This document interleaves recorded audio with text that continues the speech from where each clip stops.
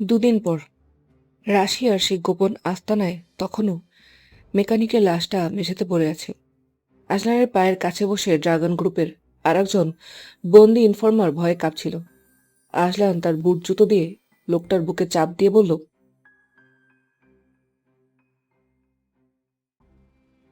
আজলান এবার চরম রেগে গিয়ে লোকটার কলার ধরে এক ঝটকায় তুলে বলল, ড্রাগন গ্রুপের লিডারকে? কারে ছেড়ে চলে এই গ্রুপ? আমি দৌড় থেকে অদ্ভুত ধাঁধা শুনতে চেয়েছি নাকি? আমি ওদের আসল খবর আর লোকেশন জানতে চেয়েছি। বস, আরেকটা উড়ন্ত কথা বা গোপন সূত্র হলো এই 5 জন লিডারের মধ্যে 3 জন নাকি এই মুহূর্তে বাংলাদেশের অবস্থান করেছে, আর তারা এলিনার উপর কড়া নজর রাখছে। আজলানের চোখ দুটো রাগে ছোট হয়ে এলো। বাংলাদেশের মাটিতে তার সুইটহার্টের উপর ড্রাগন গ্রুপের 3জন লিডার নজর রাখছে, আর সে এখানে রাশিয়ায় হাত গুটিয়ে বসে আছে। ঠিক তখনই জন পাশে বসে অত্যন্ত শান্ত ও গম্ভীর কণ্ঠে বলল, বস, রাগ নিয়ন্ত্রণ করুন। আজকে রাতে রাশিয়ার আন্ডারওয়ার্ল্ডের সবচেয়ে বড় কনফারেন্স আছে আব্রাহাম লিঙ্কের সাথে। ডিলটা আমাদের জন্য খুব জরুরি। আব্রাহাম লিঙ্কন নামটা শোনা মাত্রই আজলানের চোখে মুখে এক পৈশাচিক ক্রূর হাসি ফুটে উঠল। আন্ডারওয়ার্ল্ডের এই রহস্যময় ডন আব্রাহাম লিঙ্কনের সাথে তার হিসাব নিকাশ অনেক পুরনো। আজলান ডায়েরিটা পকেটে পুরে বলল, আজ রাতে সব হিসাব চুকে যাবে যান। গাড়ি রেডি করো। রাত 2:17 স্থান সেন্ট পিটার্সবার্গের কুখ্যাত ক্লাব ওড়িশা। এই ক্লাবটার নিয়মই আলাদা। রাত 12টার পরেই এখানের আসল রূপ শুরু হয়। এখানে যারা আসে তারা সবাই কোনো না কোনো আন্তর্জাতিক গ্যাংস্টারের সদস্য। এই ক্লাবের ভেতরে স্বয়ং রাশিয়ান পুলিশ পর্যন্ত ঢুকতে ভয় পায়। এখানে শুধু অন্ধকারের রাজত্ব চলে। আর আজকে এই ক্লাবেই এক বিশাল ডিল হতে যাচ্ছে দুই চিরশত্রুর মাঝে। একদিকে আব্রাহাম লিঙ্কন, অন্যদিকে আজলান চৌধুরী। ক্লাবের ভিআইপি লঞ্চের সোফায় এক হাতে দামি ওয়াইনের গ্লাস হাতে নিয়ে অত্যন্ত রাজকীয় ভঙ্গিতে বসে অপেক্ষা করছে আজলান চৌধুরী। ঘড়ির কাঁটা পেরিয়ে যাচ্ছে, কিন্তু আব্রাহামের কোনো খবর নেই। আজলানের ধৈর্যের বাঁধ ভেঙে যাচ্ছিল। ঠিক তখনই ক্লাবের বাইরে একটা বিলাসবহুল বুলেট প্রুফ ব্ল্যাক কার এসে থামল। তার সাথে সাথে আরো 6টি কালো গাড়ি এসে চারপাশটা ঘিরে ফেলল। গাড়ি থেকে কালো প্যান্ট আর দামি শু পরা, মুখে একটা কালো মাস্ক পরা এক রহস্যময় পুরুষ নামল। তার গাড়ি থেকে নামার সাথে সাথেই চারপাশ থেকে আরো 30 জন সশস্ত্র বডিগার্ড পজিশন নিয়ে নিল। এটাই হলো আন্ডারওয়ার্ল্ডের ত্রাস আব্রাহাম লিঙ্কন। ক্লাবের ভেতরে ঢোকার মুখে হঠাৎই আব্রাহামের ফোনে একটা কল আসে। সে ফোনটা পকেট থেকে বের করতে যাবে, ঠিক তখনই অসাবধানতাবশত তার পকেট থেকে একটা ছোট্ট ছবি মেঝেতে পড়ে গেল। আব্রাহাম লিঙ্কন পাশেই দাঁড়িয়ে থাকা এক গার্ডকে ইশারায় আদেশ করল ছবিটা তুলে দিতে। মাটি থেকে লোকটা ছবি তুলতে গিয়ে হঠাৎ করেই ছবিতে থাকা মেয়েটার দিকে তাকালো। ছবির মেয়েটা আর কেউ নয়, সাদা ব্যান্ডেজ মাথায় নিয়ে হসপিটালের বেডে শুয়ে থাকা এলিনা চৌধুরী।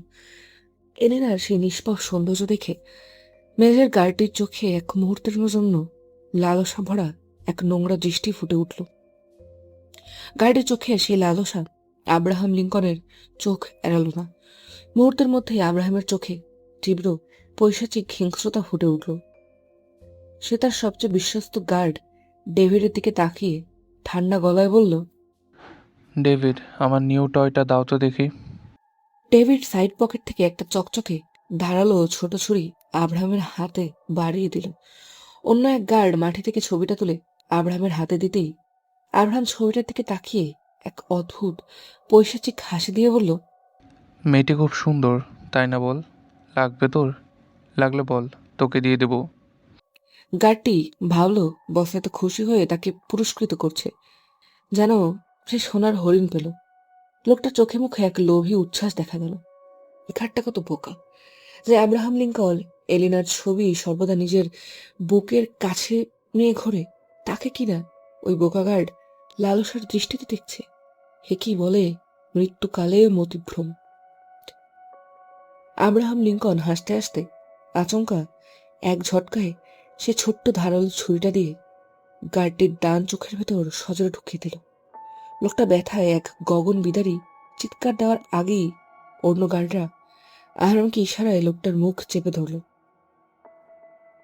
আব্রাহামের হাত কাঁপল না। সে টেনে ছুরিটা বের করার এবার লোকটার অন্য চোখেও ঢুকিয়ে দিল।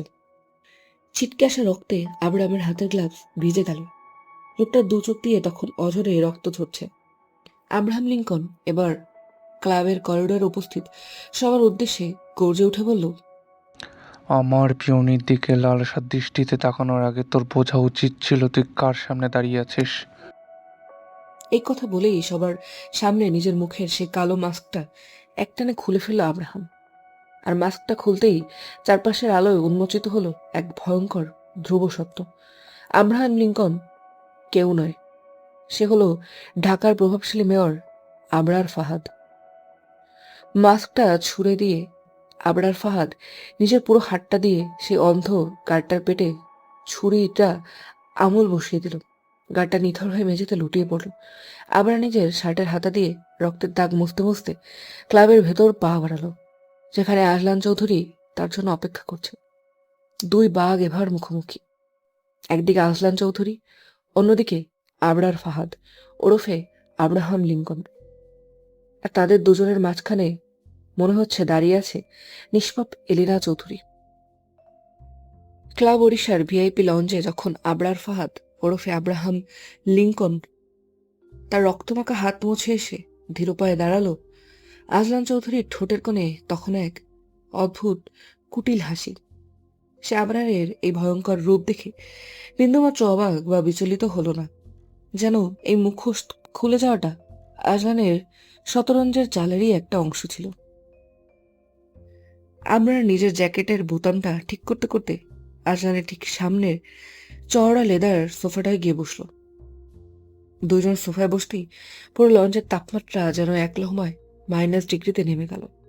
দুই মেরুর দুই মহাশক্তি আজ একই ছাদের নিচে মুখোমুখি। আজলান নিজের হাতের ওয়াইনটা আলতো করে টেবিলে নামিয়ে রেখে সোফায় পিঠ ঠেকিয়ে বসল। তার চোখে এক পৈশাচিক শান্ত ভাব। সে অত্যন্ত ধীর অথচ ধারালো কণ্ঠে বলল, আব্রাহাম লিঙ্কন ওরফে মেয়র আবরার ফাহাদ, রাশিয়ার আন্ডারওয়ার্ল্ডের এত বড় একটা ডন আমার ঘরের পাশে মেয়র সেজে বসে আছে, আর আমার সুইট হার্টকে নিজের পিওনি বানিয়ে ঘোরার স্বপ্ন দেখছে। তাজলান চৌধুরী আগে টের পায়নি, এটা ভাবলে কি করে আবরার? আমরার সোফায় দু পা তুলে বেশ আয়েশ করে বসল। তার মুখে সেই চেনা কুটিল হাসি। সে টেবিলের উপর থেকেই আজলানের এলিনার পোড়া ডায়েরিটার দিকে এক নজর তাকিয়ে বলল, টের তো তুই পেয়েছিস আজলান, কিন্তু বড্ড দেরিতে। তুই যখন তোর ওই সস্তা ইগো আর রাইনাকে নিয়ে ব্যস্ত ছিলি, তখন কিন্তু এই আবরার ওই এলিনার ব্রেক ফেল হওয়া গাড়ির থেকে তাকে নিজের বুকে তুলে হাসপাতালে নিয়ে গেছিল। যে এলিনাকে তুই জ্যান্ত কুকুর দিয়ে খাওয়াতে চেয়েছিলি, তাকে আজ আমি নিজের জীবনের চেয়েও বেশি আগলে রেখেছি। আজলান সোফা ছেড়ে খানিকটা ঝুঁকে এলো। তার চোয়াল শক্ত হয়ে উঠল, চোখ দুটো রাগে লাল। সে টেবিলের উপর দুহাত লক করে বলল, আমার বউয়ের ব্রেক কে কেটেছিল? তার চামড়া আমি আজকে রাশিয়ার এই বরফে পুঁতে রেখেছি আবরার। নাটকটা ভালোই সাজিয়েছিলে, আমার উপর দোষ চাপিয়ে এলেনাকে নিজের রাজপ্রাসাদে তোলার ছক। কিন্তু তুই ভুলে গেছিস, ডিভোর্স পেপারে সই করলেও এলেনের শরীরে প্রতি রক্তবিন্দুতে আজলান চৌধুরীর নাম লেখা আছে। আবরার এবার হাহা করে পাগলের মতো হেসে উঠল। লঞ্চের অন্য গার্ডরা তার হাসির শব্দে কেঁপে উঠল। হাসি থামিয়ে আবরার আজলানের চোখের দিকে তাকিয়ে বলল, ডিভোর্স তো হয়েই গেছে মিস্টার আজলান, এখন আর ওসব পুরনো কাসুন্দি ঘেটে লাভ কি? তুই কি জানিস আজলান চৌধুরী, তুই এই মুহূর্তে যার জন্য এই রাশিয়ায় এসেছিস, সেই ড্র্যাগন গ্রুপ আসলে কার ইশারায় চলে? আবরারের মুখে ড্রাগন গ্রুপের নাম শোনা মাত্রই আজলানের হাতের আঙুলগুলো শক্ত হয়ে গেল। ড্র্যাগন গ্রুপের যে 5 জন লিডারের খোঁজ তুই করছিস, তাদের মধ্যে 3 জন। অপর কিছু বলার আগেই ঠিক তখনই আজলানের ফোনে জনের একটা আর্জেন্ট মেসেজ ভাইব্রেট করে উঠল। আজলান স্ক্রিনের দিকে তাকাতেই তার চোখের মনি স্তব্ধ হয়ে গেল। মেসেজে লেখা, বস, বাংলাদেশে 56 নম্বর টেবিলে ম্যাম এক পুরুষের সাথে দেখা করতে গেছেন। এদিকে আবরার ফাজ সামনে বসা, ওদিকে বাংলাদেশ এলেন চৌধুরী। গার্ডে সেই অতি জরুরি মেসেজটা স্ক্রিনে ভেসে ওঠার পরও আজলানের চেহারায় কোনো ভয়ের রেখা ফুটল না। সে মেসেজটা পড়েও সম্পূর্ণ চুপ রইল। তার চোখ দুটো 1 সেকেন্ডের জন্য বরফের মতো শীতল হলো, কিন্তু পরক্ষণেই সে নিজেকে স্বাভাবিক করে ফেলল। আজলান চৌধুরীকে অত সহজে বিচলিত করা যায় না। আজলান শান্ত ভঙ্গিতে ফোনটা পকেটে পুরল, তারপর সোফা থেকে উঠে দাঁড়িয়ে নিজের জ্যাকেটের ধুলো ঝাড়ার মতো করে হাত দুটো ঝেড়ে নিল। আবরারের দিকে আরো এক নজর না তাকিয়ে আবরারের দিকে আর এক নজর না তাকিয়ে কোনো না কথা না বলে সে ধীর পায়ে লঞ্চ থেকে চলে যেতে চাইল। এক কদমও নড়াবি না আজলান চৌধুরী। আজলান পিঠ ফিরিয়ে থাকা অবস্থাতেই থমকে দাঁড়ালো। পেছনে তাকিয়ে দেখল আবরার ফাহাদ তার হাতের সেই রিভলভারটা সরাসরি আজলানের মাথা বরাবর তাক করে ধরেছে। শুধু আবরারই নয়, তার সাথে থাকা 30 জন ড্রাগন গ্রুপের সশস্ত্র গার্ড একযোগে তাদের অটোমেটিক রাইফেল তাক করল আজলানের দিকে। যে কোনো মুহূর্তেই পুরো ক্লাব ওড়িশা রক্তগঙ্গায় ভেসে যেতে পারে। কিন্তু এতগুলো বন্দুকের নলের মুখে দাঁড়িয়েও আজলান চৌধুরী এক পৈশাচিক অবজ্ঞার হাসি হাসল। সেই হাসিতে কোনো ভয় ছিল না, ছিল এক চরম অহংকার। আজলান ধীর পায়ে ঘুরে দাঁড়ালো, পকেটে দুহাত গুজে আবরারের তাক করা বন্দুকের নলের দিকে এগিয়ে এসে নিজের কপালটা সে নলের সাথে ঠেকিয়ে দিল। তারপর ফিসফিসিয়ে বলল, মেয়র আবরার ফাহাদ, তুই আজীবন পলিটিক্সে করে গেলি। আন্ডারওয়ার্ল্ডের আসল চালটা আর শিখতে পারলি না। বন্দুক আমার দিকে তাক করার আগে একবার নিজের পেছনের দিকে তাকিয়েছিস? আবরার ভ্রু কুচকে তাকালো। ঠিক তখনই ক্লাবের চারপাশের কাচের জানলাগুলো ভেঙে চুরমার করে ভেতরে রৌপ্যে নেমে এলো আজলানের personal commando force, black shadow. শুধু তাই না, আবরারের 30 জন গার্ডের ঠিক পেছনেই আজলানের স্নাইপারদের লাল লেজার ডট এসে পড়ল তাদের কপালে। আবরারের নিজের বিশ্বস্ত বডিগার্ড ডেভিডের ঘাড়ের উপর অলরেডি বসে গেছে জনের ধারালো খঞ্জর। মুহূর্তের মধ্যে পুরো খেলার ছক উল্টে গেল। আজলান আবরারের বন্দুকের নলাটা হাত দিয়ে সরিয়ে দিয়ে তার কলারটা চেপে ধরল। তার চোখের মণি দুটো তখন আগুনের মতো জ্বলছে। তুই ভেবেছিস বাংলাদেশে এলে নাকি একা ছেড়ে আমি রাশিয়ায় তোর সাথে কফি খেতে এসছি? জন, আমি বাংলাদেশে ফিরছি।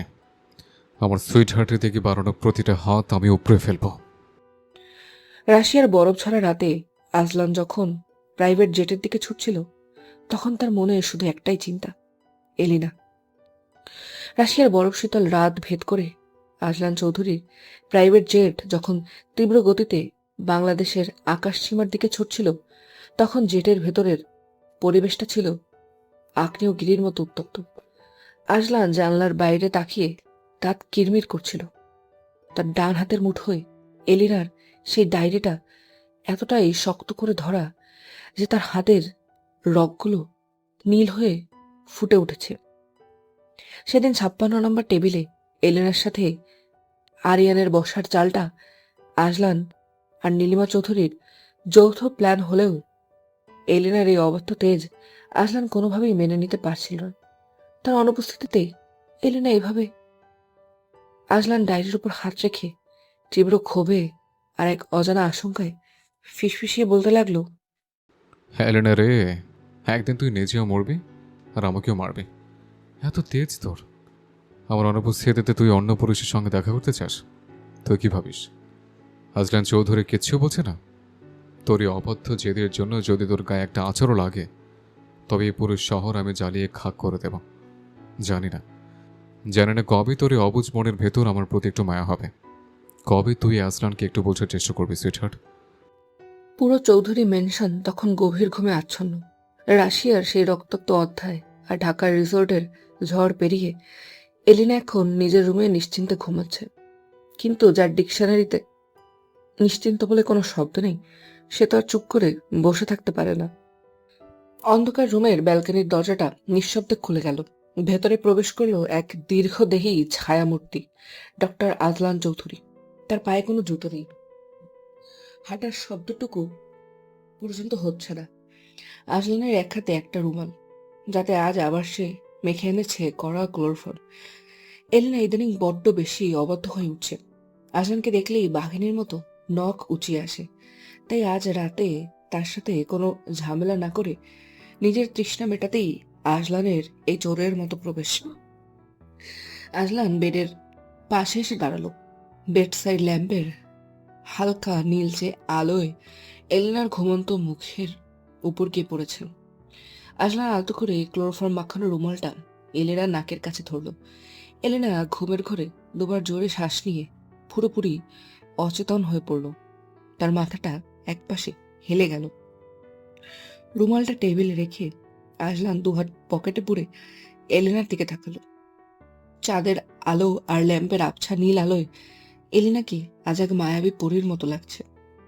আজলান মুগ্ধ দৃষ্টিতে তাকিয়ে নিজের ঠোঁটের কোণে বাঁকা হাসি ফুটিয়ে বিড়বিড় করে বলল, বুঝলাম না, এ কয়েকদিনে আমার এই ডান পিঠে বউটা এত সুন্দর হলো কিভাবে? উফ, বউকে দেখে আজলান চৌধুরীর ভেতরে সবকিছু জ্বলে খাক হয়ে যাচ্ছে। আরে বেয়াদব বউ কেমন নিশ্চিন্তে ঘুমায়। ঠিক তখনই আজলানের চোখ গেল এলিনার সিল্কের নাইট ড্রেসটার দিকে। ঘুমের ঘরে নাড়াচাড়া করার কারণে তার পেটের কাছে দুটো বোতাম আলাদা হয়ে খুলে গেছে, যেখানে তার ফর্সা মসৃণ পেটটা উন্মুক্ত হয়ে আছে। এমন এক প্রলয়ঙ্করী দৃশ্য দেখে আজলান নিজেকে যতটুকু সামলানোর চেষ্টা করেছিল তার সমস্ত নিয়ন্ত্রণ এক সেকেন্ডে ধুলোয় মিশে গেল। তার নিজের শরীরে রক্ত গরম হয়ে উঠতে লাগলো। আজলান আর এক মুহূর্ত সময় নষ্ট না করে নিজের গায়ের ব্ল্যাক শার্টের বোতামগুলো একটানে খুলে মেঝেতে ছুঁড়ে ফেলে দিল। দেয়ালের রিমোটটা নিয়ে এসির টেম্পারেচার একদম কমিয়ে 0 ডিগ্রির কাছাকাছি এনে দিল। পরের মুহূর্তেই আজলান এক লাফে বেডে উঠে এলিনার সেই উন্মুক্ত পেটের কাছে নিজের মুখটা নামিয়ে নিল। সে চোখ বন্ধ করে এলিনার ত্বকের উপর নিজের নাক ঠেকিয়ে খুব জোরে জোরে শ্বাস নিতে লাগলো। এলিনার শরীরে সেই চেনা মাদকতাময় সুবাস আজলানের মস্তিষ্কের প্রতিটি শিরায় আগুন ধরে দিল। সে আর ধৈর্য রাখতে পারল না। এলিনার পেটের নরম চামড়ায় নিজের ঠোঁট ডুবিয়ে দিয়ে ছোট ছোট করে গভীর কামড়ানোর মতো চুমো দিতে লাগলো। এলিনা সম্পূর্ণ অজ্ঞান থাকা সত্ত্বেও আজলানের এই তীব্র পৌরশালী ছোঁয়ায় অচেতনভাবেই শিউরে সুরে কাঁপতে লাগলো। তার শরীরটা ধনুকের মতো একটু বেঁকে উঠল। আজলান তার পেটে চুমু খেতে খেতে তার ঠোঁটের উষ্ণতা দিয়ে একটু একটু করে উপরের দিকে অগ্রসর হতে লাগলো। এলিনাকে এভাবে তার ছোঁয়ায় নড়েচড়ে উঠতে দেখে আজলান এক পৈশাচিক অথচ ভালোবাসার হাসি হাসলো। সেবার এলিনার গলার কাছে নিজের নাকটা ঘষতে ঘষতে ফিসফিসিয়ে বলতে লাগলো, তোর এই শরীরে এমন কি জাদু আছে রে এলেনা? আমাকে এত নিচের দিকে টানিস কেন? আমি একটু শক্ত করে ধরলেই তো তুই মূর্ছা যাবে। এই দুনিয়ার কোনো দামি পারফিউমেও আমার এই প্রাক্তন বউয়ের শরীরের সুবাস নেই। তুই যতই ডিভোর্স পেপারে সই করিস না কেন, এই শরীর শুধু আজলান চৌধুরীর হৃৎপিণ্ড। বলেই আজলান নিজের নিয়ন্ত্রণ হারিয়ে এলিনার গলার নরম চামড়ায় ঠোঁট ছুঁয়ে সজোর একটা বাইট বা কামড় বসিয়ে দিল। গলার চামড়ায় দাঁতের তীব্র দাগ বসে গেল। এলিনার তীব্র ব্যথার অনুভূতিতে অবচেতন মনেই আবার নড়ে উঠল। আজলান আর এক চুলও দূরত্ব রাখল না। সে এলিনার উপর নিজের শরীরের ভার ছেড়ে দিয়ে তার দুহাওর খাজে সম্পূর্ণ আষ্টে পৃষ্ঠে তাকে জড়িয়ে ধরে শুয়ে পড়ল। এলিনার মাথাটা নিজের বুকের উপর টেনে নিয়ে সে তার চুলে মুখ ঘষল। সকাল 10:36। চোখ রগড়াতে রগড়াতে ঘুম থেকে উঠে ওয়াশরুমে ব্রাশ করতে গিয়েছিল এলিনা। আয়নার সামনে দাঁড়িয়ে টুথপেস্ট মুখে নিতেই হঠাৎ তার নজর গেল নিজের গলার বাঁ পাশে। আর অমনি তার মুখ থেকে এক বিকট আকাশ কাঁপানো চিৎকার বেরিয়ে এলো। সে চিৎকার শুনে রান্নাঘর থেকে হাতাখুন্তি ফেলে নীলিমা চৌধুরী প্রায় উঠতে উঠতে এলিনার রুমে এসে ঢুকলেন। এলিনাকে আয়নার সামনে আগে কাঁপতে দেখে তিনি হাঁপাতে হাঁপাতে বললেন, কি হয়েছে এলিনা? সাত সকালে এইভাবে ভূতের মতো চিৎকার চেঁচামেচি শুরু করলে কেন? কি হয়েছে আমার মা? এলিনার তখন রাগে গা রিরি করছে। সে কোনো কথা না বলে নিজের গলার দিকে তর্জনী দিয়ে ইশারা করল। নীলিমা চৌধুরী সেদিকে তাকাতেই চমকে উঠে নিজের মুখে হাত দিয়ে ফেললেন। এলিনার ফর্সা মসৃণ চামড়ার উপর স্পষ্ট গাঢ় একটা লাভ বাইট। রাতের অন্ধকারে সাক্ষী হয়ে কামড়ের দাগ সহ ফুটে আছে। আমি এই দাগ দিয়ে আজ আবিরের সাথে দেখা করতে যাব মম? তোমার ওই গুণধর ছেলের সাহস কত দেখেছো? ডিভোর্সের পরেও আমার রুমে এসে এই নোংরামি করে গেছে। তোমার ছেলে কই মম? ডাকো ওকে। এ কাজ আজলানের, কিন্তু ও তো রাশিয়ায়, ও কখন এলো? এলেনার মাথায় তখন রক্তের গতি চড়ে গেছে। সে আর কোনো কথা না শুনে সোজা ঘরের কোণ থেকে নিজের প্রিয় কাঠের ভারী হকি স্টিকটা হাতে তুলে নিল। চুলগুলো খোপায় বেঁধে ঝড়ের গতিতে ছুটে গেল আজলান চৌধুরীর বেডরুমের দিকে। ওদিকে বেচারা আজলান রাতের বেলা প্রাক্তন বউকে ওভাবে আদর করার পর সকালে মিষ্টি রোদ গায়ে মেখে কোনো এক সুখের রাজ্যে ঘুমোচ্ছিল। ঘরের বাইরে যে সাইক্লোন ধেয়ে আসছে সে সম্পর্কে সে সম্পূর্ণ অজ্ঞাত। জন এলিনাকে এভাবে রাগান্বিত অবস্থা থেকে বুঝে নিল আজকে হবে বুম ব্লাস্ট। এলেনা রুমে ঢুকতেই 1 সেকেন্ড সময় নষ্ট না করে বিছানায় উপর হয়ে শুয়ে থাকা আজলানের ডান পায়ে হকি স্টিক দিয়ে সজোরে এক বাড়ি মারল। সেই একবারিতেই আজলানের 7 জন্মের ঘুম জানলা দিয়ে এক লাফে পালিয়ে গেল। সে ব্যথায় কুঁকড়ে উঠে এক চিৎকার দিয়ে বিছানায় উঠে বসল। উফ, অসভ্যের বাচ্চা, তোর কি কোনো ম্যানার্স নেই? ঘুমন্ত একটা মানুষকে কেউ এইভাবে মারে? ঘুম থেকে না তুলে একটা মিষ্টি চুমো দিয়েও তো তুলতে পারতি ডার্লিং। এলিনা আরো এক বাড়ি মারার জন্য হকি স্টিক তুলতেই আজলান স্রেফ একটা কালো শর্ট প্যান্ট পরা অবস্থায় এক লাফে খাট থেকে নিচে নেমে পড়ল। তার খালি গা, চওড়া বুক সম্পূর্ণ উন্মুক্ত।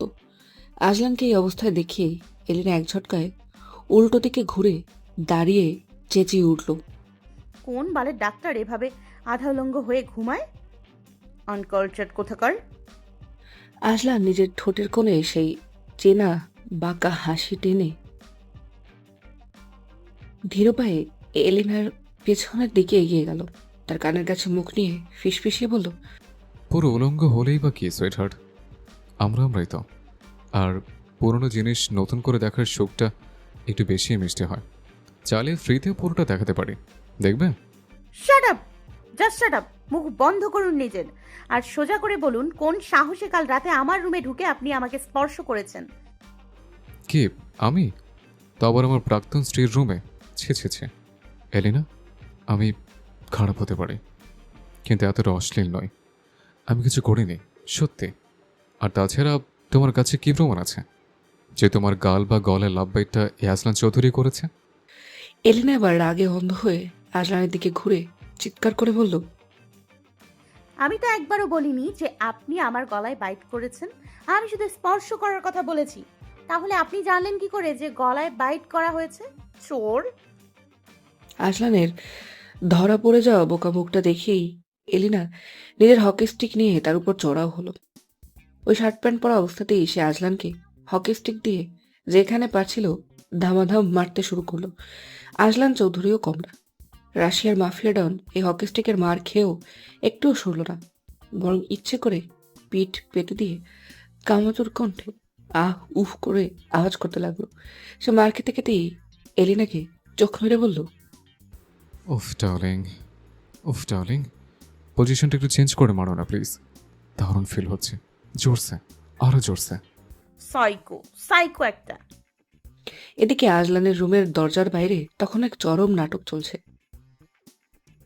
বসের ঘর থেকে এলিনার চিৎকার আর বসের আহ উ প্রেমের আওয়াজ শুনে জন এবং ব্ল্যাক শ্যাডো গ্যাংয়ের অন্য সদস্যরাও দরজায় কান পেতে সব শোনার চেষ্টা করছিল।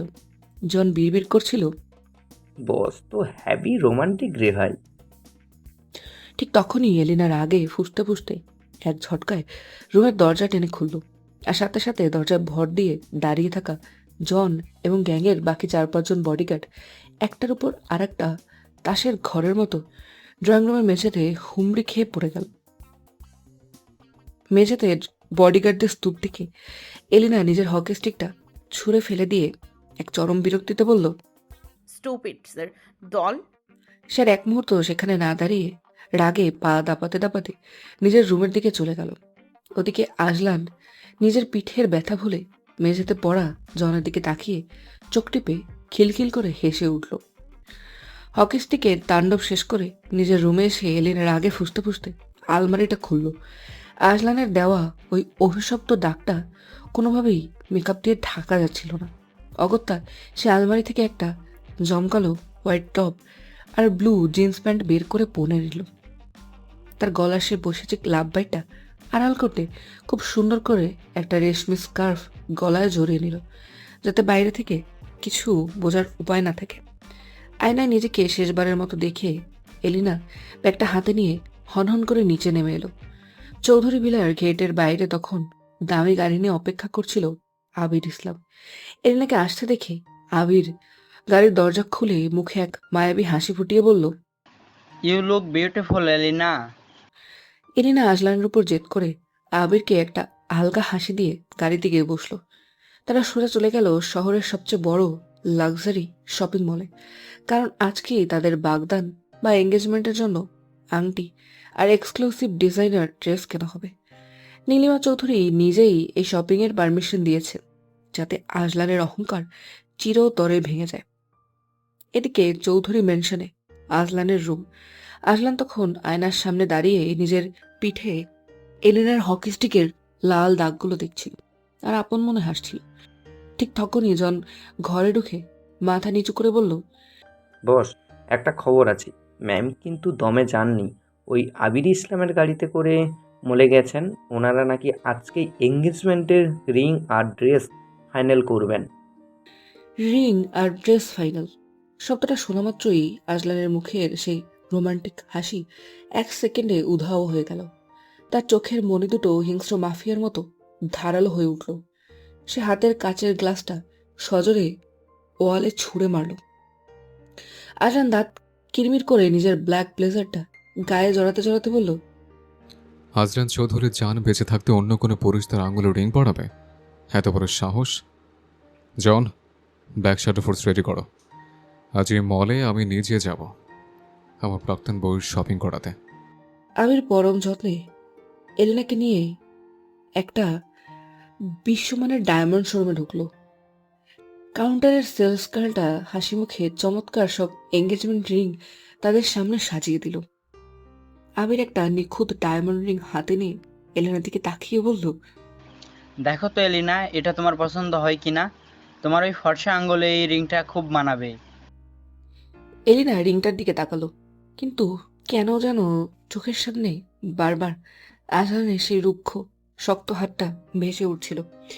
সে নিজের মনকে শক্ত করে রিংটা নেওয়ার জন্য হাত বাড়াতে যাবে, ঠিক তখনই শোরুমের বাইরে একসঙ্গে 10টা কালো ল্যান্ড ক্রুজার এসে ব্রেক কষল। গাড়ি থেকে কালো সানগ্লাস আর ব্লেজার পরা 20 জন সশস্ত্র বডিগার্ড নেমে পুরো শোরুমের এন্ট্রি গেট ব্লক করে দিল। শোরুমের কাস্টমাররা ভয়ে এদিক ওদিক তাকাতে লাগলো, আর সেই বডিগার্ডদের মাঝখান দিয়ে বুট জুতোর শব্দ তুলে রাজকীয় ভঙ্গিতে ভেতরে প্রবেশ করলো স্বয়ং ডক্টর আজলান চৌধুরী। আজলান সোজা হেঁটে এসে আবির আর এলিনার টেবিলের সামনে দাঁড়ালো। সে নিজের সানগ্লাসটা খুলে আবিরের দিকে এক খুনে দৃষ্টিতে তাকিয়ে টেবিলের ওপর রাখা সেই ডায়মন্ডের রিংটা এক ঝটকায় নিজের হাতে তুলে নিল। তারপর এলিনার দিকে তাকিয়ে তার সেই চেনা পৈশাচিক বাঁকা হাসি এসে বলল, বাহ সুইটহার্ট, হোয়াইট টপ আর জিন্সে তোমাকে একদম পরীর মতো লাগছে, কিন্তু গলায় এই গরমের দিনে স্কার্ফ কেন?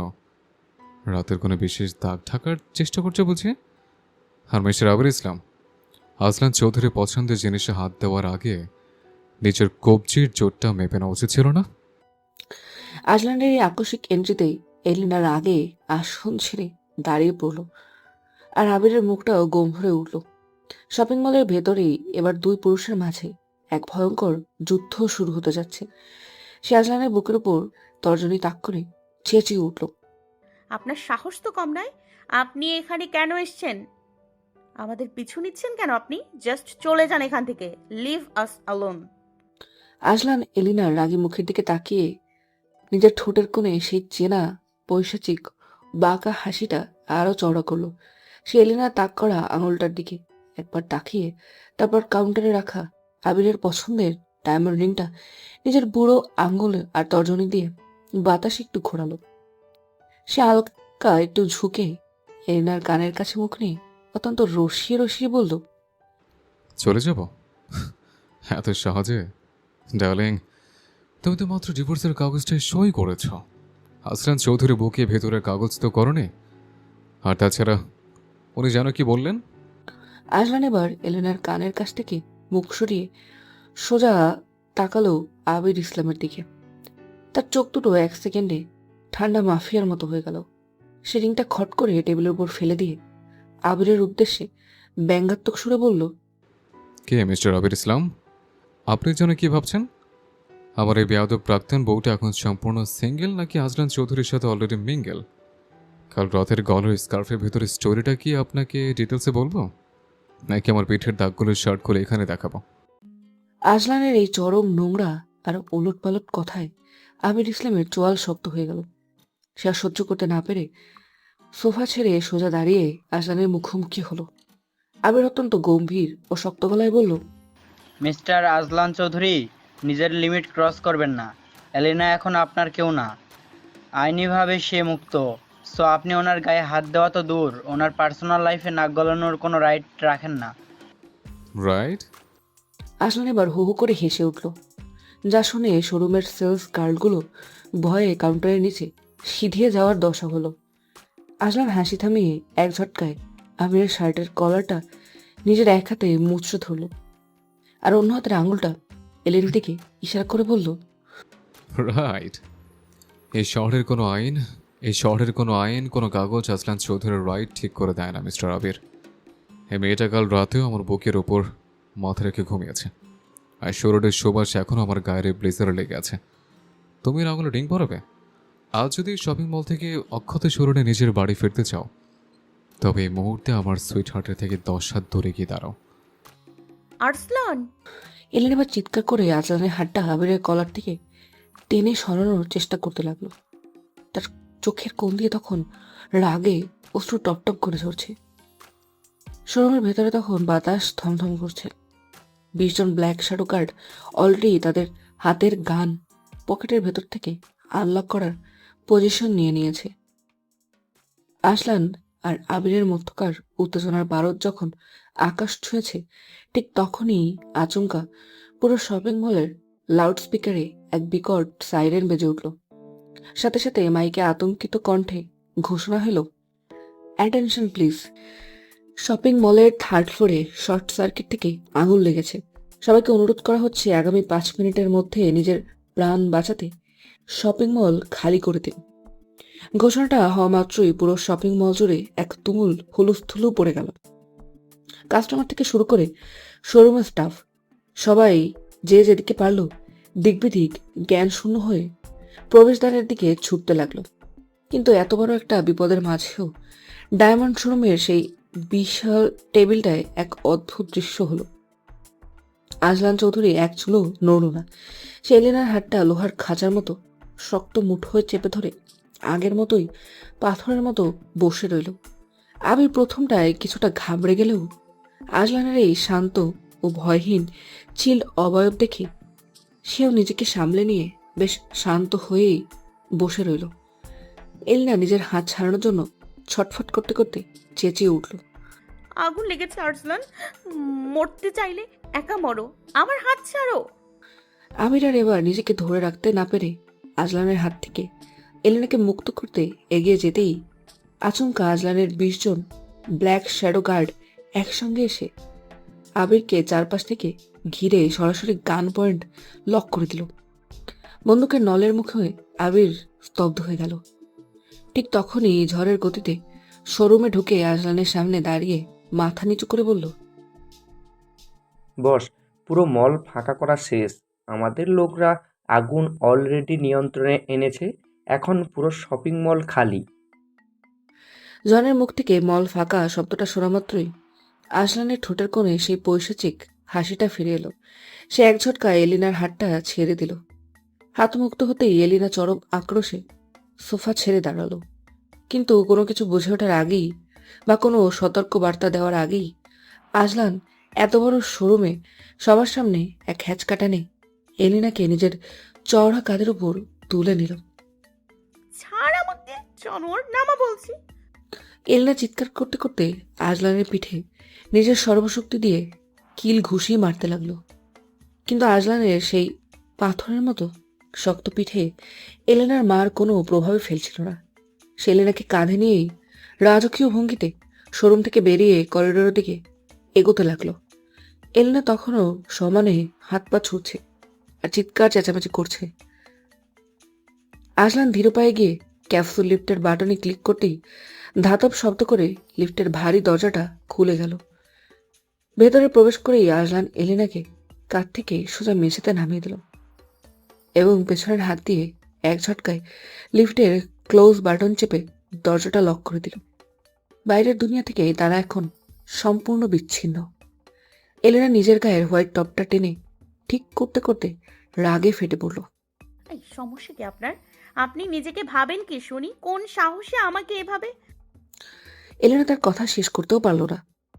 আজান এবার আর কোনো কথা না বলে, কোনো যুক্তি বা তর্কের ধার না ধরে এক হিংস্র বাঘের মতো এলেনাকে লিফটের দেয়ালের সাথে চেপে ধরল। এলেনা কিছু বুঝে ওঠার আগেই আজলা নিজের শক্ত ঠোঁটটুটো দিয়ে এলেনার অবদ্ধ ঠোঁটটুটোকে এক নিমেষে পিষে দিল। এলেনা যাতে তাকে ধাক্কা দিয়ে সরিয়ে দিতে না পারে সেজন্য আজলান নিজের এক হাত দিয়ে এলেনার দুটো হাতকে পেছনের দিকে নিয়ে শক্ত করে মুচড়ে ধরল, আর অন্য হাত দিয়ে এলেনার মাথার রেশমি চুলগুলো মুঠো করে পেছনের দিকে টেনে ধরল। তার এই দানবীয় শক্তির সামনে এলিনা কোনোভাবেই পেরে উঠছিল না। আজলান যেন এক তৃষ্ণার্ত হায়নার মতো এলিনার ঠোঁট দুটোকে নিজের আঁকড়ে ধরেছে। সেলেনাকে অবশ করে দিয়ে তার ঠোঁটের নরম চামড়ায় ছোট ছোট কামড় বা বাইট করতে লাগলো। এলিনা ব্যথায় আর এক তীব্র নিশ্চিত অনুভূতিতে চোখ বন্ধ করে ফেলল। ঠিক তখনই মৃদু একটা ঝাঁকুনি দিয়ে লিফটটা একদম গ্রাউন্ড ফ্লোরে এসে থামল। দরজাটা খোলার উপক্রম হতেই আজলান এক মুহূর্তের জন্য এলিনার ঠোঁট ছেড়ে দিয়ে আবারও প্যানেলের আপ বাটনে প্রেস করে দিল। লিফট আবারও উপরের দিকে উঠতে শুরু করলো। এবার আজলান আর কোনো দূরত্ব রাখলো না। সে এক হ্যাচকাটানে এলিনাকে নিজের কোলে তুলে নিল। কোল থেকে নামার জন্য এলিনা ছটফট করতে গেলেও আজলান তাকে নিজের বুকের সাথে আরো শক্ত করে পিষে ধরে অনবরত তার ঠোঁটের মিষ্টি স্বাদ নিতে লাগলো। এলিনার শরীরের সমস্ত শক্তি যেন শুষে নিচ্ছিল আজলান। এলিনা এখন সম্পূর্ণ নিস্তেজ, আর কিছু বলার বা প্রতিরোধ করার মতো বিন্দুমাত্র অবস্থা নেই। লিফটটা আবারও টপ ফ্লোরে পৌঁছতেই আজলান এলিনাকে কোল থেকে নামিয়ে সরাসরি স্টিলের লিফটের দেয়ালের সাথে চেপে ধরল। আজলান একটু দূরত্ব দিতেই এলিনা এতক্ষণে বুক ভরে নিজের ফুসফুস কাঁপিয়ে একটা লম্বা নিঃশ্বাস নিল। আজলান নিজেও হাঁপাচ্ছিল। তার গরম নিঃশ্বাস এলিনার মুখে আশ্রে ফুটছিল। সে নিজের কাঁপতে থাকা হাতটা দিয়ে ধীরে মমতায়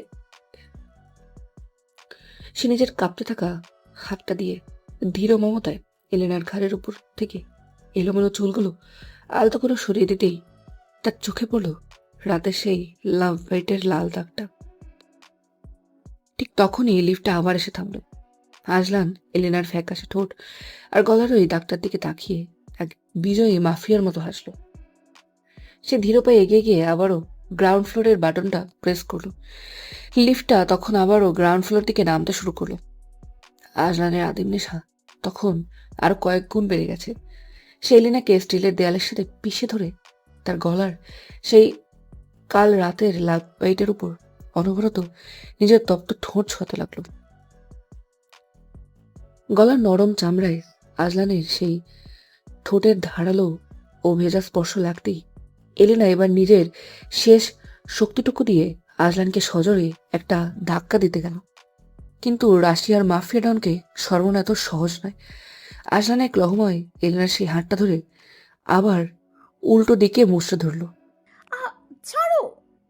এলিনা ব্যথায় কুঁকিয়ে উঠল। ঠিক সেই মুহূর্তে একটানা ওঠানামা করার কারণে যান্ত্রিক গোলযোগে লিফটটা আচমকা একটা ঝাঁকুনি দিয়ে 2 ফ্লোরের ঠিক মাঝখানে এসে আটকে গেল। ভেতরের লাইটগুলো একবার জ্বলে উঠতেই হালকা লালচে রঙের ইমার্জেন্সি আলোয় রূপ নিল। লিফট মাঝখানে থেমে যেতেই আজলানের ভেতরের দানবটা যেন আরো হিংস্র হয়ে উঠল। সে এলিনাকে কোনো সুযোগ না দিয়ে এক হাত দিয়ে তার মুখটা চেপে ধরে তার ঠোঁট দুটোকে আবার নিজের ঠোঁটের কাজে আঁকড়ে ধরল। এবারে আকুলতা তীব্র, অমানসিক। আজলান এত জোরে এলিনার ঠোঁট কামড়ে ধরে চুষতে লাগলো যে ঠিকমতো ফুসফুস করে শ্বাস পর্যন্ত নিতে পারছিল না। তার দম বন্ধ হয়ে আসছিল, হাত পা অবশ হয়ে আসছিল।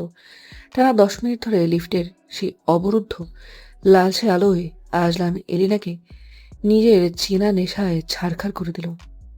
10 মিনিট পর আজলান যখন অবশেষে এলিনার ঠোঁট থেকে নিজের মুখটা সরালো, তখন দুজনেই জন্তুর মতো হাঁপাচ্ছে।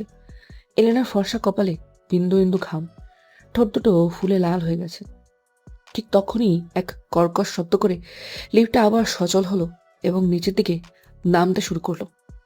এলিনা কোনো মতেই দেয়ালে ভর দিয়ে দাঁড়িয়ে হাঁপাতে হাঁপাতে অত্যন্ত রেগে নিজের তেজ দেখিয়ে বলেই ফেলল, ধুরু বেটা, ছাড় আগে, নিঃশ্বাস নিতে দে, তারপর যা করার করিস। কেউ তোর মতো এই অসুরের শক্তির সঙ্গে পেরে উঠবে না ভাই, জানোয়ার একটা। এলিনার মুখে এই বালের বেড়া আর ভাই সম্বোধন শোনা মাত্রই আজলান নিজের সাদা দাঁত চেপে এক পৈশাচিক ও হিংস্র হাসি হাসল। তার পৌরুষে যেন আঘাত লাগলো। সে হিসিয়ে বলল, আমি তোর ভাই হই আর তোকে নিঃশ্বাস নিতে দেবো? বড্ড বেশি কথা বলিস তুই, এলিনা। বলেই আজলান কোনো দয়া না দেখিয়ে আবারও এলিনার সেই ফোলা ঠোঁট দুটো নিজের দাঁত দিয়ে কামড়ে ধরল। এলিনা আবার সত্যিই নিজের চোখে মুখে অন্ধকার দেখতে লাগলো। লিফট তখন গ্রাউন্ড ফ্লোর পেরিয়ে আবারও উপরের দিকে উঠছে, কারণ আজলানের কোনোই অলরেডি আপ বাটনে প্রেস করে রেখেছে। নেশার ঘরে আজলান এবার নিজের নিয়ন্ত্রণ সম্পূর্ণ হারিয়ে ফেলল। সে এলিনার নিজের ঠোঁট এত জোরে বাইট করলো যে এলিনার পাতলা ঠোঁটের চামড়া কেটে ফিনকে দিয়ে তাজা রক্ত বেরিয়ে এলো। এলিনা শুধু এক মুহূর্তের জন্য ব্যথায় একটা গোঙানি দিল। এত জোরে কামড় আর রক্তপাতের তীব্র যন্ত্রণা সহ্য করতে না পেরে এলিনার চোখের পাতা দুটো ভারী হয়ে বুঝে এলো। সে সম্পূর্ণ জ্ঞান হারিয়ে আজলানের চওড়া অনাবৃত শরীরে নিজের পুরো ভর ছেড়ে দিয়ে নিথর হয়ে গেল। এলিনা অজ্ঞান হয়ে যেতেই আজলানের মাথার ভেতরের সেই ফুটন্ত রক্ত মুহূর্তের মধ্যেই বরফের মতো ঠান্ডা হয়ে গেল। সে বুঝতে পারল সে নিজের লিমিট ক্রস করে ফেলেছে, কিন্তু তার ঠোঁটের কোণে সেই বিজয়ী হাসিটা গেল না। সে হাসতে হাসতেই এলিনার ঠোঁট থেকে গড়িয়ে পড়া সেই তাজা নোনতা রক্তটুকু নিজের ঠোঁট দিয়ে চুষে নিয়ে পরিষ্কার করে দিল। ঠিক তখনই লিফটটা আবারও নিচের দিকে নামতে শুরু করলো এবং একসময় মৃদু শব্দ করে গ্রাউন্ড ফ্লোরে এসে ধাতব দরজাটা মেলে ধরল। বাইরে তখন জন, বডিগার্ডের দল, আর খানিকটা দূরে আবির ইসলাম অধীর আগ্রহে দাঁড়িয়েছিল। লিফটের দরজা খুলতেই সবাই দেখল ভেতরে ডক্টর আজলান চৌধুরী দাঁড়িয়ে আছে, আর তার কোলে সম্পূর্ণ অচেতন অবস্থায় ঢলে পড়ে আছে অফ হোয়াইট টপ পরা এলিনা চৌধুরী। আজলান কারো দিকে এক পলকও তাকালো না। সে এলিনাকে নিজের পাজা কোলা করে কোলে তুলে নিল। রাজকীয় ভঙ্গিতে লিফট থেকে বের হয়ে মেইন গেটের দিকে হাঁটতে শুরু করলো। ল্যাম্বরগিনি স্টিয়ারিং হুইলে এক হাত রেখে অত্যন্ত দ্রুত গতিতে কার ড্রাইভ করছিল আজলান চৌধুরী। তার অন্য হাতটা আলতো করে জড়িয়ে ধরে রেখেছিল পাশের সিটে অচেতন হয়ে শুয়ে থাকা এলিনাকে। এলিনার ঠোঁটের কোণটা এখনো সামান্য ফুলে আছে, আর গলার সেই স্কার্ফটা একটু সরে গিয়ে রাতের কামড়ানোর দাগটা স্পষ্ট দেখা যাচ্ছে। আজলান নিজের ব্লুটুথ ইয়ারপিসটা কানে গুঁজে এক হাত দিয়ে স্টিয়ারিং ঘুরিয়ে অত্যন্ত ঠান্ডা ও পাথুরে গলায় কল করলো জনকে। ফোনটা রিসিভ হতেই ওপাশ থেকে জন বলল, ইয়েস বস, আমরা শপিং মলের বাইরে আছি। ওই আবির ইসলাম ম্যামকে ওভাবে আপনার কোলে দেখে পুরো শকে চলে গেছে, এখনও দাঁড়িয়ে আছে। আজলান জল শক্ত করে ড্যাশবোর্ডের দিকে তাকিয়ে বলল, জন, ফার্স্ট অফ অল শপিং মলের ক্যাপসুল লিফটের ভেতরের গত ঘন্টার সমস্ত সিসি ক্যামেরা সার্ভার থেকে পার্মানেন্টলি ডিলিট কর। আজলান চৌধুরী তার বউয়ের সাথে লিফটে কী করেছে তার 1 সেকেন্ডের ক্লিপও যেন এই দুনিয়ার কেউ দেখতে না পায়। যদি একটা স্ক্রিনশটও লিক হয় তবে আইটি টিমের সবার মাথার ধর থেকে আলাদা হবে। ইয়েস বস, আমি অলরেডি হ্যাকার টিমকে লাইনে নিয়ে নিয়েছি। ফুটেজ এখনই ভ্যানিশ হয়ে যাবে। সেকেন্ডলি, ঢাকার মাটিতে ড্রাগন গ্রুপের যে 3 জন লিডার লুকিয়ে আছে তাদের এক্স্যাক্ট লোকেশন আমার চাই। খুব দ্রুত ড্রাগন গ্রুপের খোঁজ নাও। এর এলেনের দিকে হাত বাড়িয়েছে। ওদের পুরো সাম্রাজ্য আমি এবার জ্যান্ত কবর দেব। জি বস, আমরা অলরেডি ওদের একটা সেফ হাউসের সন্ধান পেয়েছি। আর মলে দাঁড়িয়ে থাকা ওই আবির ইসলামের কি করব বস? আজলান এক পৈশাচিক ও ক্রূর হাসি হাসল। সে উইন্ডশিল্ডের বাইরে তাকিয়ে চিবিয়ে চিবিয়ে বলল, ওই স্কাউন্ড্রেলের এত বড় সাহস যে শাহজালাল চৌধুরীর পছন্দের জিনিসে হাত দেয়। জন, ওই আবির ইসলামের যে হাতটা এলেনের আঙুল রিং পরানোর জন্য এগিয়েছিল, সে হাতটা একদম গোড়া থেকে ভেঙে গুঁড়ো করে দিয়ে চলে আয়। এই শহরে যেন আর কোনো পুরুষ আমার সুইট হার্টের দিকে চোখ তুলে তাকানোর সাহস না পায়। ইয়েস বস, কাজ হয়ে যাবে। জন ফোনটা কেটে দিল। এদিকে শপিং মলের লজে আবির ইসলাম তখনও নিজের বডিগার্ডদের নিয়ে রাগে আর অপমানে কাঁপছিল। সে বুঝতে পারছিল না আজলান চৌধুরী এই লিফটের ভেতর এলিনার সাথে কি করেছে যে এলিনা ওভাবে অজ্ঞান হয়ে বের হলো। আবির যখন নিজের গাড়ির দিকে এগোতে যাবে, ঠিক তখনই জন তার ব্ল্যাক শ্যাডো ফোর্সের 10 জন সশস্ত্র গার্ড নিয়ে আবিরের সামনে এসে পথ রোধ করে দাঁড়ালো। আবার কি চান আপনারা? আজলান তো এলিনাকে কিডন্যাপ করে নিয়েই গেছে। জন নিজের হাতের চামড়ার গ্লাভসটা টেনে ঠিক করতে করতে এক কুটিল হাসি দিয়ে বলল, বস, আপনাকে একটা রিটার্ন গিফট পাঠিয়েছেন মিস্টার আবির। কথাটা শেষ হওয়া মাত্রই জনের 2 জন গার্ড আবিরকে পেছন থেকে শক্ত করে চেপে ধরল। আবির কিছু বুঝে ওঠার বা চিৎকার করার আগেই জন নিজের ডান পা দিয়ে আবিরের ডান হাতের কনুই বরাবর এক মোচড় দিল। আহ আবিরের এক মেরুদণ্ড কাঁপানো আর্তনাদ পুরো পার্কিং জোন জুড়ে প্রতিধ্বনিত হলো। তার হাতের হাড় সম্পূর্ণ ভেঙে উল্টের দিকে ঝুলে পড়ল। সে ব্যথায় মাটিতে লুটিয়ে পড়ল। জন তার উপর এক নজর তাকিয়ে ঠান্ডা গলায় বলল, নেক্সট টাইম আইলান চৌধুরী জানের দিকে তাকালে হাত নয়, বুকটা ঝাঁঝরা করে দেব। এই বলেই জন তার টিম নিয়ে মলের সিসিটিভি ফুটেজ ডিলিট করার উদ্দেশ্যে ভেতরে চলে গেল।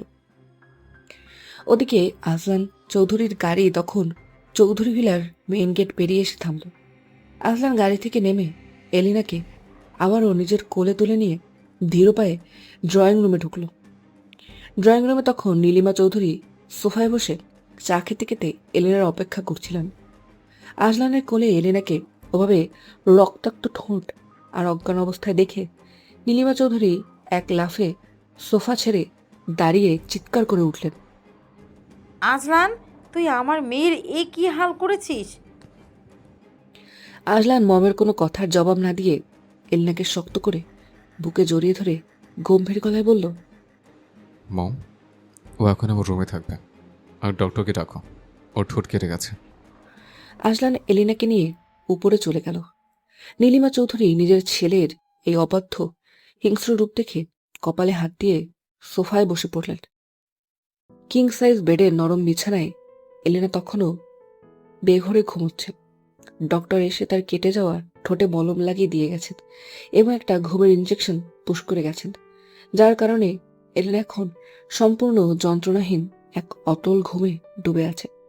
তার ফ্যাকাশে ঠোঁটের কোণে জমাট বাঁধা রক্তটুকু এখন আর নেই, তবে কামড়ের দাগটা স্পষ্ট হয়ে আছে। পুরো রুমটা থমথমে নীরবতায় ঢাকা। আজলান বেডের পাশে এক হাঁটু ঘিরে মেঝের উপর বসল। তার সেই রক্তচক্ষু, মাফিয়া ইগো আর হিংস্র অবয়বটা যেন এই ঘুমন্ত মেয়েটার সামনে এসে এক মুহূর্তে গলে জল হয়ে গেল। সে অত্যন্ত ধীর ও আলতো কাঁপানো হাতে এলিনার ফোলা ঠোঁটের উপর নিজের বুড়ো আঙুলটা রাখল। এলিনার ঠোঁটে সেই হালকা পালকের মতো নরম স্পর্শ করতেই আজলানের বুকের ভেতরটা এক তীব্র অপরাধবোধ আর ভালোবাসায় মুছে উঠল।